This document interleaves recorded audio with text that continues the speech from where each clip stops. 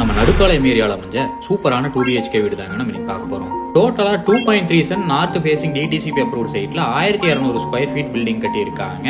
Car parking 9க்கு 14ங்கிற அளவுல கொடுத்திருக்காங்க. Borewell 100 அடிக்கு போர்வெல் கொடுத்திருக்காங்க. ஃப்ரண்ட் டோர் அளவு டீ குட் யூஸ் பண்ணிருக்காங்க. ஹால் 16க்கு 16ங்கிற அளவுல கொடுத்திருக்காங்க. நல்ல பெரிய ஹால் ஏரியா கொடுத்திருக்காங்க.